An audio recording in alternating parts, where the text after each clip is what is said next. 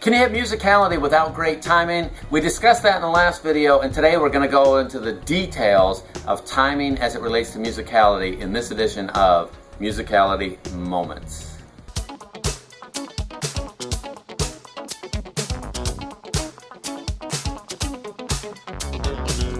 Well, welcome back to this edition of Musicality Moments, and today we're going to talk about timing and musicality because I kind of started a little firestorm. I had a flood of email and messages saying, can you really dance off the time? Can you be ahead or behind?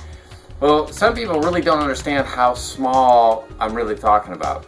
When we talk about timing and musicality, timing is fundamental for musicality. If you're off the time, which means by definition we're off the music's timing, then dancing doesn't work. It's unmusical. It doesn't mean you can't do it, it's just unmusical. So we want to be with the time. But I mentioned that you could be ahead or behind the time, and a few people blew a gasket and they just, what do you mean by that? So let's talk about those details. I think a time is a little spectrum here. It's going along here, and right in the middle here is 1, and it's continuous. 1, 2, 3, 4. If here's 1, people dance a little bit ahead or a little bit behind. Musicians do this all the time. And this timing awareness took me a few years. My instructor, I might have been 16 or 17, he explained this concept to me, and I go, yeah, I get it. I'm a little kid. And I think, yeah, I get it. I get to LA 5 years later, and all of a sudden, after hearing a whole bunch of things for a year, I'm going to music school, and I all of a sudden go, oh, that's what he was talking about. It literally took me somewhere between 3 to 5 years from the time I heard about the concept and intellectually thought, yeah, I get it, to where it really was clear to me when I was hearing it. So some people won't get this because their sense of awareness in terms of timing is not yet strong enough. And frankly, for a lot of dancers, it just don't matter, because what's going to happen for most of us is this.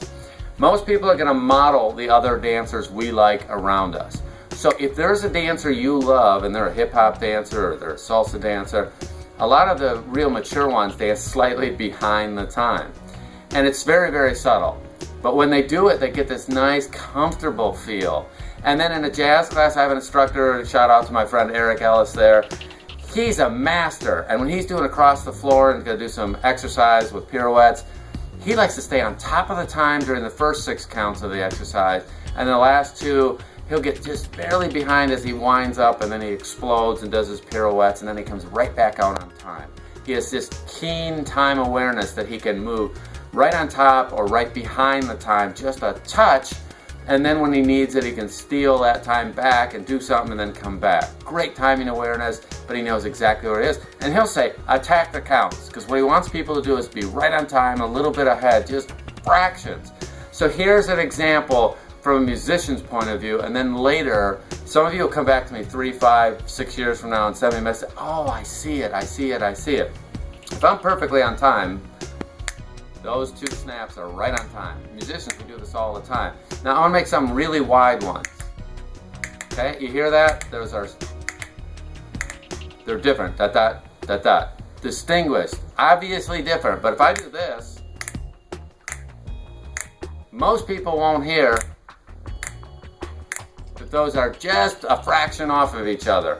And they both could be on time. A dancer who's stepping, when we're stepping, you can step with your toe on one, you can step with the ball of your foot on one, and you can step with your heel on one. And if you're rolling through it either way, depending on which way or how the movement is, one could be in the middle of my step, one could be at the beginning of my step, one could be at the end. And depending on how you step will change the feel of your dance. So when I talk about you can be ahead or behind, that just means you have a range as you could step, and it does make a difference in the feel of the dance. So some don't think that this means you can step on or 2 or halfway through or half a day later. It's still probably within 10% of where 1 is that you're either ahead of it or behind it, depending on what you're doing. So when I talk about being ahead or behind, it's a very subtle concept. And like I said, for most dancers, it doesn't really matter. You model the people around you and you'll have it right. The very advanced dancers can change their dance depending on their feel. My friend Allis over at Millennium, he can change his dance because he has 30 years of dancing.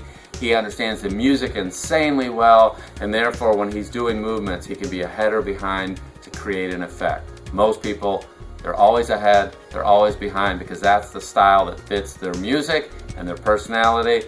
and it's all good. So instead of people blowing a gasket, I hope that explained it. And I take questions. I get in it all the time from Facebook and Twitter.